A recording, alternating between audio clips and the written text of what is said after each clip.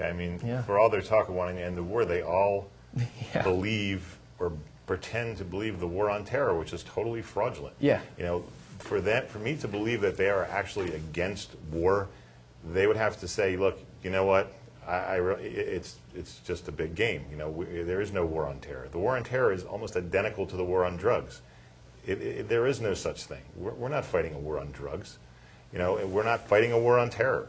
You know, it's just a distraction so that people are kind of okay with what we're doing. And for these guys to buy into this war on terror, I mean, here's the absurdity of the situation. So we've been over there for 8 years. And the reason they say we're over there is that, okay, we want to fight the war over there so that it doesn't come over here. Okay, I've heard that statement before, so that's their reason. But they say that all it takes is one person with a nuclear bomb in one of our cities. Okay, I'm just parroting what the ridiculous statements they made. So what you're telling me is by killing 1.3 million people, that's going to keep one person from coming into the United States and setting off a bomb. Is that the logic there? That's ridiculous. Okay, if it only takes one person, by killing 1.3 million, that's not going to stop one person from coming in, because guess what? There's 5 million more. If there really was a person over there that wanted to come over there and do something, they could do it anytime they wanted to. They're already here. It's like stirring up a hornet's nest. Exactly. And this person that just quit, they said, all we're doing is making more terrorists, which is logical. I mean, we talk about it. If you went into New Jersey and dropped a bomb on some guy's house because he said, you know, I think that guy was planning to do damage to my country in Afghanistan, so I had to drop a bomb on his house because I think he was thinking about terrorizing me, and you killed his whole family. Do you think there's a chance that somebody might be mad and try to go over there and hurt you? It's just revenge. It's basic human instinct. So we've killed 1 million people. That is not going to keep someone from trying, if they wanted to come over here. So, I mean, the whole basis for this is that we get them over there so they don't come over here is ridiculous. And people are saying, well, it's never happened, but think about that. Think about how stupid that is, you know. Certainly it could happen if one person actually decided to do that. But the reality is, Kevin Barrett pointed out in his book, you're way more likely to die falling in your bathtub than getting attacked by a terrorist. But we're spending billions and billions and billions of dollars fighting this fake war, which is really based on resources. It's not based on terrorism. So these guys are not going to jump off this ship because they keep talking about the war on terror, which doesn't really exist. And I have to agree with them there. You know, it's not going to happen. You know, we've written letters to them I've written many letters to our congressman about 9/11, about the war on terror, about the anthrax attacks, about Sybil Edmonds, about just about everything, and I get canned responses that, you know, or no answers. You know, why isn't something being done? You know, why are you still? And you know, they believe in all this stuff. I mean, comes back marked COD. No, they answer the question, but you know, they are what we consider. The sad part is we consider these people anti-war people. I mean, the majority of the population, and they're not. They're selling people. That's the best we have, really. That's the best we have in government. And we, you know, by the measure of what these people do, they are the best. Okay, but you know, if that's the best they have, it's not working. I mean, we're still doing all these horrible things, and these guys are still, in many ways, behind these things. You know.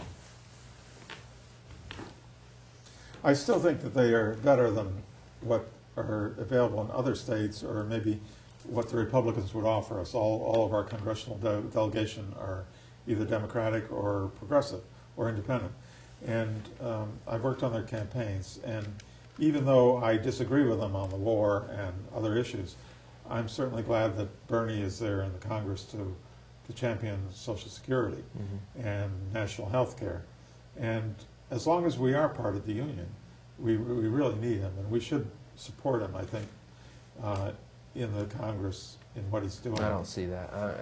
That's where we would have to respectfully disagree with you. Yeah, they're complete sellouts, and it's sad, but they are, and they're not doing Vermont any good. They're making us more dependent on a system that's collapsing when we should be trying to make ourselves more independent. And Governor Douglas is guilty of that too.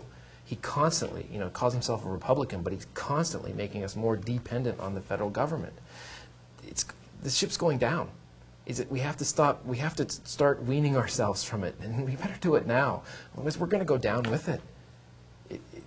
We got to start thinking this. If we're not, if we're in denial, a lot of people are in denial, but man, more and more people are starting to wake up, and it's time. It's time to start thinking this way. We need real leaders.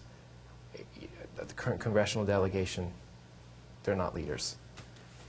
When you say the ship's going down, you mean the ship known as the United States of America? The United States Empire. Yeah. The empire. You know, the dollar's on the verge of collapse. There's so many issues, and the writing's all over the wall, and we have to take steps to make ourselves more independent, and start thinking that way. You know, what can we do? What are we going to do? And be willing to stand up and do the right thing, not play the game.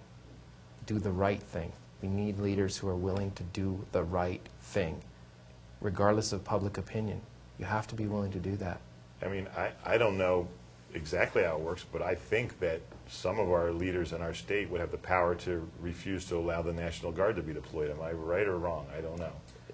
I'm sorry, what was that? Some people have said the governor has that Okay. power. The governor has that power. A real governor could stand up, is what you're saying, could stand up and say, the National Guard is supposed to be for my state, and exactly, not to deploy them to Afghanistan. recall them, bring them back, and keep them home. Right, and that's block something it. that he should be doing. How can he? He? As soon as President Obama was in office, he was down there. You know, can I get some money for Vermont? I mean, you know, come on. You know, I mean, how can you stand up when you've done something like that? That's probably one of the reasons why he's not running again. I don't know the reasons, but I think it's a good thing. He's been okay for Vermont, I guess, in some ways, but Brian Doobie's running in his place. Oh yeah, He's a military guy all the way. Yeah. Some Well, people he needs I know to take in a the stand. Second Vermont Republic have suggested that Bernie Sanders would make a good president of Vermont. No, yeah, if he was willing to actually come Right. and take a stand and actually do it, I think he could actually lead the people. You know, I wouldn't necessarily agree, but you know, at this point, I don't. If it's what the people want, when we become an independent republic, if they want to make it a socialist republic, hey, that's what they want. It doesn't matter. It's what the people want. I just want Vermont free. Free us up. Let the people make the decisions about what direction we want to go. And I want to clarify something. I don't think any of these guys are bad guys. I think all of these guys initially, just like anybody else that gets put in that place, probably had a lot of good things that they wanted to do, but that you get beaten down. You know, I think when you realize that you're not going to be able to do everything you want to do, and I think I've even heard Leahy say when talking about the anthrax thing, that you got to pick your battles.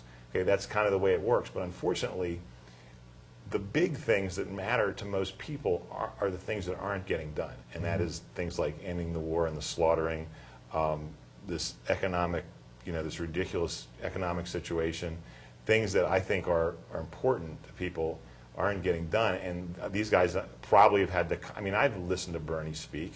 He has a lot of great ideas. He has a lot of, you know, I mean, he complains about the military-industrial complex. He's very unhappy with the fact he knows they're controlling things, but he really can't do anything about it. But you said if he was president, it's possible that if he was president of the First Vermont Republic or Second Vermont Republic, that he would be the perfect guy, because you know maybe he would make us like Norway, because I know, I mean, he brought this guy over and he was, you know, the ambassador to Norway, and he was talking about how things run. I mean, a lot of these guys know how it could work, but they're just pretty much powerless. And part of that is, you know, there's no term limits. There's public funding of campaigns. I mean, all this stuff has been mentioned, but it's never going to happen. But you know? he continuously, you know, the military budget. I mean, you know. But he has to. He has no choice. Well, he has no choice. You know, he does have a choice. He would be a pariah. Nobody would talk to him. If he's a real leader and he cares about the people of Vermont, he needs to come back here. And if he's not willing to do that, you know, in my book, I've written him off. You know, if he's not willing to come back and lead the people in the direction we need to go, he's taking us down the wrong direction. Maybe he thinks he's doing the right thing. I don't see that.